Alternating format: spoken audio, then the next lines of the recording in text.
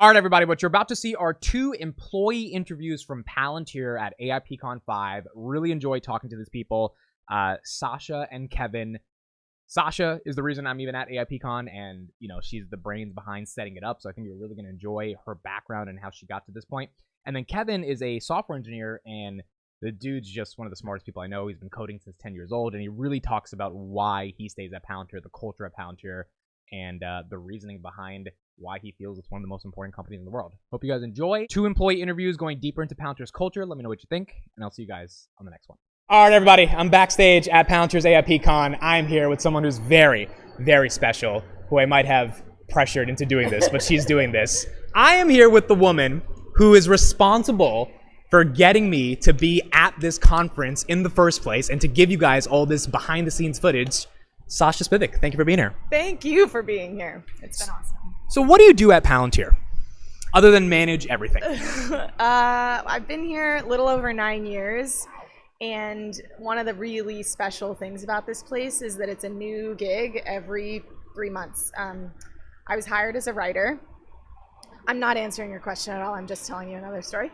I was hired as a writer, and then I read my hiring thesis at some point into starting, and it said weaknesses writing. And so, yeah, I worked on a few different things. I worked with some of our biggest customers in Europe, sort of as a comms flavored deployment strategist. Right. Worked with Airbus for about 2 years in Toulouse, spent a lot of time in London, in Paris with some insurance customers, and then started kind of our original product marketing team, and then realized that I was spending all of my time having internal debates about how we should do product marketing instead of just working with customers. And then had kind of a total career pivot. Started working on, we were still raising money to keep the company private. And you were there in those days. I was there in those days. And I was there in the days when we said, you know what, we're going to go public right now. And, there's no template for a DPO, and even if there was, we would sort of ignore it. And so I was working on our investor education efforts through the DPO. What is our authentic way of telling our story? And the way we decided to tell our story was to have our customers tell it. And that sort of led us to the discovery that what we originally designed kind of for an investor lens was actually just exceptionally useful for our customers. And so that's kind of how this began. Right. So this is really special to me. I did not know you were part of the investor relations team to manage the DPO, which is one of the most important, significant events and milestones of the company. You went from doing that to then organizing FoundryCon, now AIPCon. You were telling your story in the DPO your way. Now the customers are telling the story. What has been the process like of going from that role in terms of getting investors to believe in it to now getting investors to see customer use cases at scale? It's the same. It's the same. One thing that Karp often talks about is, what is the one thing that you can say that you believe in that others may not, that is true. And so in many ways that, sort of like what the role looks like is kind of different, but ultimately it's the same. And most importantly, ultimately it's about what the customer values, what the customer needs, what the customer wants to learn. And that's very similar to the way we talk to investors. It's like, I'm not trying to explain to you my story. I'm trying to explain what customers value about our work together, why that matters. And that's always been the guiding force. Why have you stayed at Palantir for the past 10 years? I have never once at Palantir in 9 years been the smartest person in the room. And that is a really rare thing to find. There's a little bit at Palantir, it's a little bit masochistic, we sort of like when things are harder. We like when no one's done it before. Yeah, you embrace the chaos, you embrace the hard thing, you look at a problem that's never been solved, and your conclusion is not that's insolvable. That means your conclusion is, I could probably do that. Yeah. Can you take me behind the scenes on the fires you're putting out trying to make AIPCon become a real thing? I imagine there's a lot of them. There are a lot. I would say there's a couple of things. There's there's a world in which I wish I could share even more of the magic that happens on site with Palantirians. But the thing that makes this really special is that customers are surrounded by other customers. And that's rare in this setting, right? So it's like there's no salespeople here. And sort of training Palantirians to trust our software, to trust our customers, to talk to each other without us in the room is sort of an interesting challenge, and I think is a big part of the magic.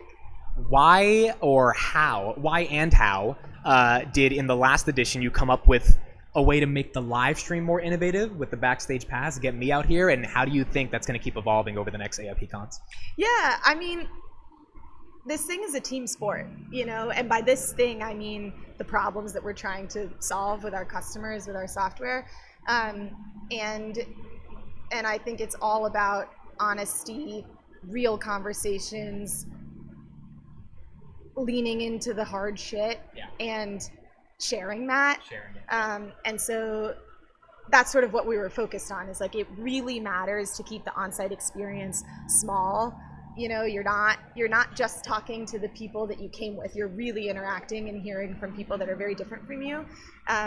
But there's also a lot to share with others.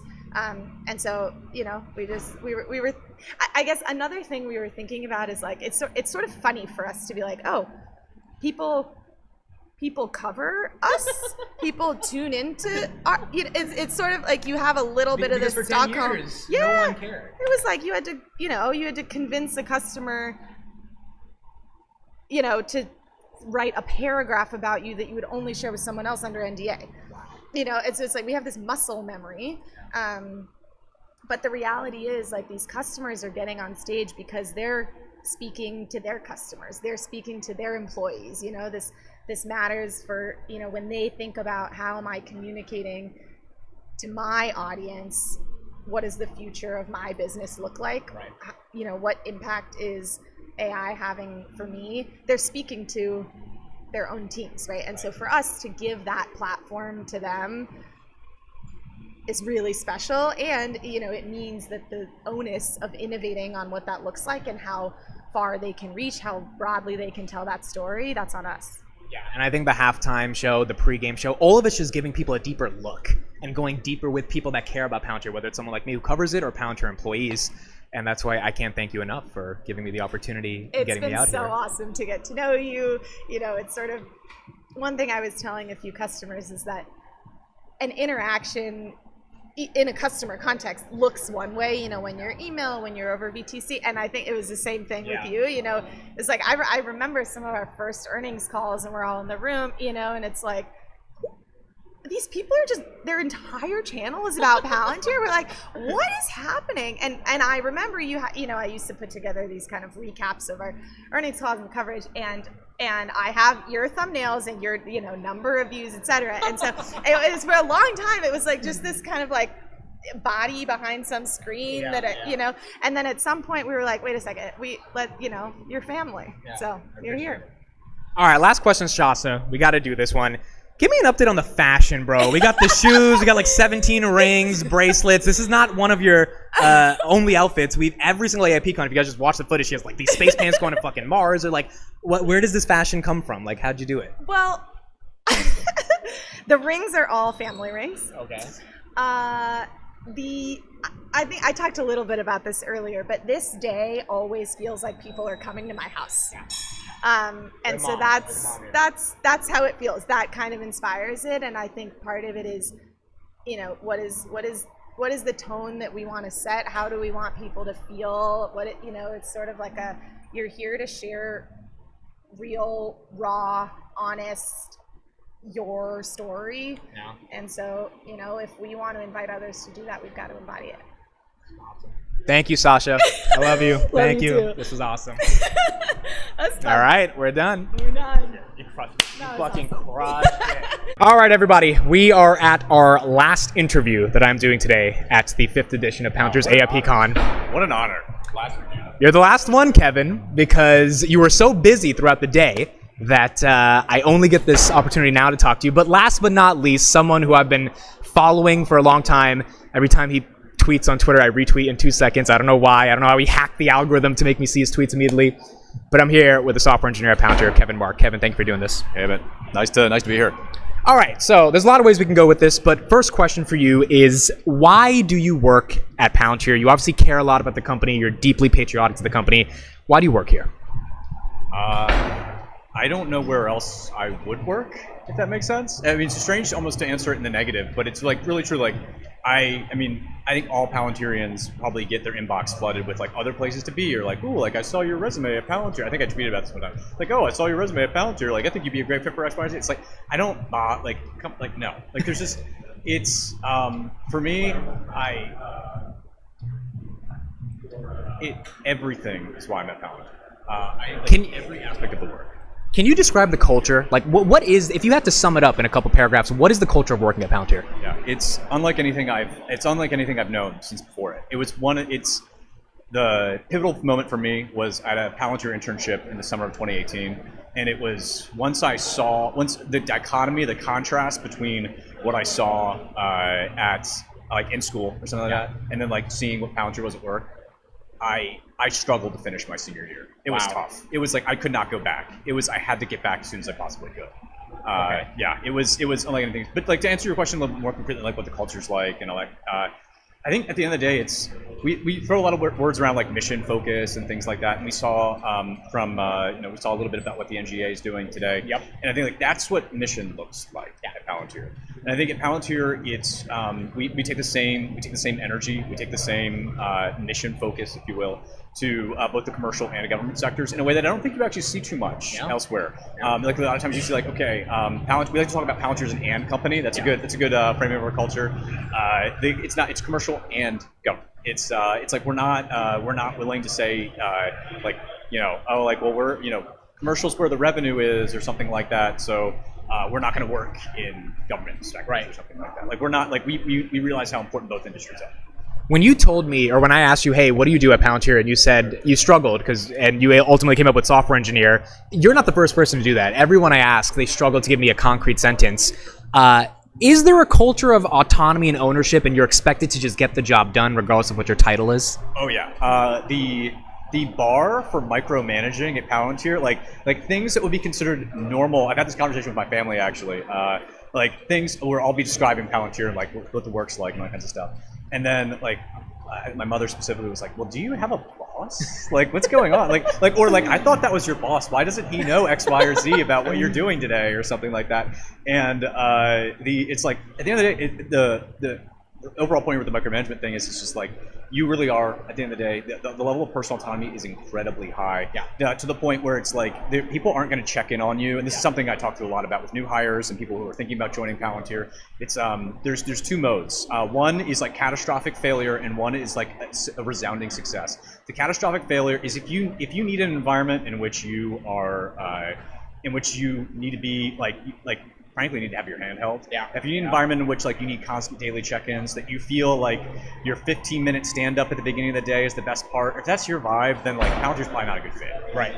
But at the end of the day, if you like showing up whenever you're needed to do whatever you need to do to get the work done any time of day and like just execute, then yeah, Palantir's a much better place. If you feel empowered, frankly, by the level of personal autonomy, the nebulous nature of what a lot of the roles here, which I imagine Palantir, you do, absolutely. Yeah. And like just the stuff that I'm doing at this point in my career is just something I can't imagine being even remotely asked to do anywhere else. Yeah. And I think a big part of that is at Palantir, often it's not waiting to be asked to do something, or like, oh, I've been at this company for 30 years and I'm waiting to be tapped on the shoulder for this thing. And how do you just do it? Yeah. And also like there's the to speak more of the culture angle, it's you're like you know for a fact that like if you do it and if it doesn't go well, or like like you do it and like it messed up a little bit, like it's not game over. Yes.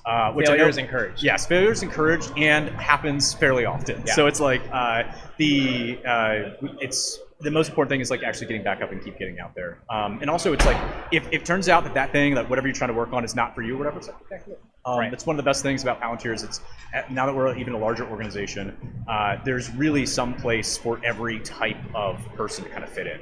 Yeah. So AIPCon is pretty special. This is my second AIPCon. Customers are talking to customers and Palantirians the whole day. You're giving demos, showing people different stuff. Sure. What is unique about this business conference, if you want to call it that, that's different than all the other ones? Well, difficult to answer because I haven't really been to business conferences. Because you're too busy coding all day. Well, no, I mean, like, yes, but I saw him this morning and he's like, hey, admit I'm coding. I'm like, of course you're coding. Like, why not? Okay, fine. But like you got me. But Palantir is my first job out of college. It's probably my only job, frankly, out of college or ever. So I don't have like this repertoire. I think it's kind of sometimes it's a superpower, sometimes it's a weakness. It's like I don't know what normal business conferences look like. I don't know. I watched The Office or something. You know, it's like I don't know, man. I don't know anything about corporate America. Like to me, like it's just Palantir. It's just whatever like Palantir's like whatever Palantir is what my life is. And so it's like in terms of what makes AIPCon different, though, if I had to answer your question as like if I knew what other things look like, frankly, I'd say like it's the authenticity. And I think I was having this conversation with someone else today. The authenticity at Palantir, and I think you've seen this throughout the day, and I'm sure you guys have seen it on the live stream. These are like, especially when you're interfacing with not just your customers, but the Palantirians themselves. These are authentic people that, and like Dr. Karp, I think, exudes authenticity. So I think sometimes the criticism is he's too authentic or something like that. No, I think like those people are wrong. But like I think Palantirians are encouraged to speak their mind, but they're also encouraged to have like actual arguments to back it up. Like we're not encouraged to mouth off. We're actually encouraged to be right to a certain extent, and right for the right reasons. I think is important too. But it's like I think at AIPCon, this is not some corporate largesse nonsense where we all sing Kumbaya together and we all go through this weird, strange motion, some kind of group therapy thing.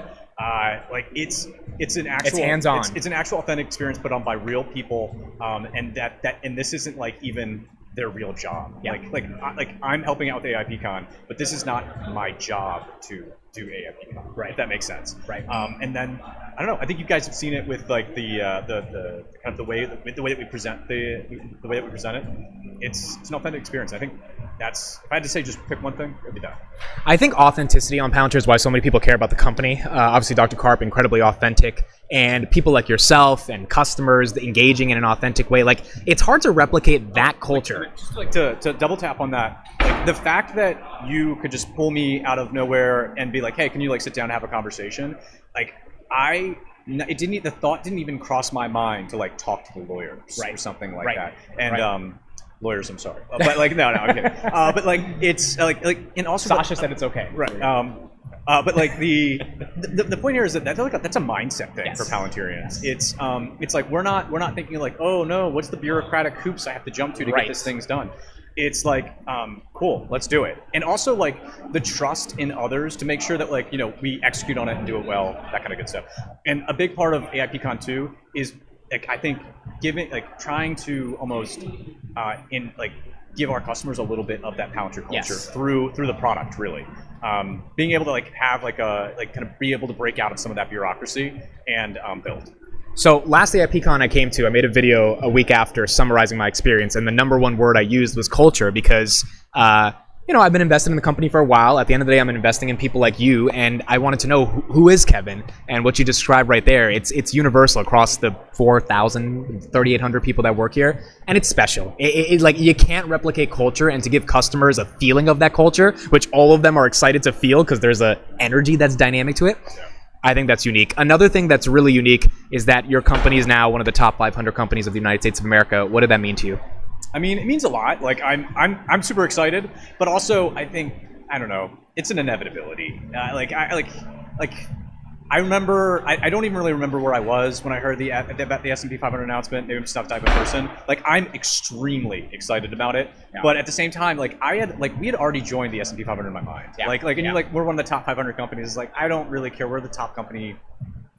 We are the top company. So that's like, I don't know. Like, it's not like I don't think in those terms, and maybe that's going to bite me at some point, but like at the end of the day, it's like, yeah, of course we're going to be in the S&P 500. And like, yes, I'm sure. Like, if you asked me the same question 5 years ago, would I say it with that level of certainty? Yes, it's easy to say now. Yeah. But like, I like to think I was that confident 5 years ago. I'm sure. But it's like, it's just Palantir's story in general. It's just been a bunch of things of people saying like, oh, we can't do this. It's not going to happen. We're never going to scale. All this kind of stuff, right?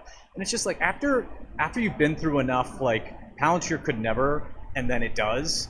You're just like, okay, maybe it can. Yeah. I'm not skeptical. And that's one of the reasons why like I'm happy to say that I'll be at Palantir indefinitely, is because it's like I do have confidence in the product, I have confidence in the organization, I have confidence in the leadership, and those are the types of things. If you're thinking like, why are you at an organization? Why would you stay at a company? That kind of thing. Those are all things that matter. Right. Yeah. Last two questions for you. Karp put out a video. He said the rebels won. What does that mean to you? I mean, first of all, it's a Star Wars reference and not a Lord of the Rings reference. So, no, I'm kidding. No, I thought it was fantastic. The rebels did win, but I think it's also like that was just to what we were talking about earlier. It's just like, oh well, Palantir can't. Palantir can't. You guys can't. Like, you're not that shape of company. You're not this type of people. And it's just like, oh well, we did. So whoops. It's like, rebels won, and but I think it's the most important thing though, and especially for me as a Palantirian, is it's not like this is not the end of the movie where maybe this is getting too existential. But like, it's not the end of the movie. Like the rebels won. The credits are now rolling. Yeah. Blah blah blah. Everybody gets to go home and never think of this again or something. I don't know. Yeah. Or like be like, hey, wasn't that cool when you joined the S&P 500? It's like, yes, the rebels won, but like I can tell you the discussions internally are already. It was kind of like it was a great celebration, but also like, well, what's the next thing? Right. And like we're really hungry for the next thing. You're hungry for the next thing. You're also thirsty 24/7. So, last question for you, Kevin Mark. Thank you so much for taking the time to do this with me. Why Celsius? And also, don't you think it's a little un-American that you're not Fahrenheit? Not Fahrenheit. Well, okay. First of all, in terms of funny you say that. Actually, if you check my Twitter, you'll see there was some discussion back when there was the Fahrenheit Celsius discussion on Twitter. Oh, really? There was? Okay. Or on X. Oh, it blew up as like that was the topic of the day on X, or at least on the segment of X that I'm in. And I do, first of all, just to have a brief discussion about the Fahrenheit versus Celsius thing. Fahrenheit is objectively the better measure for actual human temperature measurement. Like if I'm talking about how hot it is outside or something like that, or how nice the weather is, or how awful it is, Fahrenheit provides the most. Yes. The most precision, we'll call it, within the range of human temperatures that we commonly experience. So, like, I'm a big Fahrenheit guy. Yeah, you're also American. You're a big. Well, American yeah. I mean, I'm not really a metric guy in general, so that tells you something. But but at least in terms of not like Red Bull versus Celsius, that kind of thing, I'm a big Celsius guy. I know I'm repping the sparkling watermelon right now. It's actually my least favorite flavor. Sorry to say. I'm a big Oasis. I think it's like Oasis 5 or something like that. Okay. I really enjoyed that one. Arctic is also good. I just enjoy Celsius. It doesn't have that syrupy. It's not very syrupy or anything like that. But, and I've said this before, I'll say it again. There is something when I've had a lot of Celsius, like I've had today. There's something about just cracking open a Red Bull and going back to Old Faithful. It's just I don't know. You just start getting wistful. It's so like I'll always be a fan of Red Bull. I really enjoy Celsius, but I think Celsius is currently it's very fashionable. And the reason I ask is because it's that's how I choose what I drink is fashion. So. Right, of course. Well, yes. And the reason I ask is it's a Palantir drink of choice, but it's because you guys are working all the time, so you need the energy. So I think there's something philosophical about the energy drink. Absolutely. I think like before it was Celsius, there was plenty of Red Bull flying off the shelves at Palantir. Like it's to the point where I like routinely I will like walk up to the fridge and I'll be like, it's Celsius is gone, and like I'll be like, oh, I guess I'll come back in 5 minutes or something like that, and like see if it magically refills itself or something. But yeah, I think Celsius. The reason why we like it so much, like if you want to like read into it too much, which is like everything that my whole life is built around reading into things too much. So it is a representation of the work. At the end of the day, it's like. AIPCon, this is I think Celsius number 4 for me today. It's like whatever it takes to get the job done, and I think that's every Palantirian prides themselves on that. I think that's one of the defining one of the things you can check on the box, and you need energy to get that done. And there you go. So I think we're big stimulant people, I guess you could say. Kevin, thank you for this. I really appreciate it. It means a lot to me. There it is. There's Kevin Mark.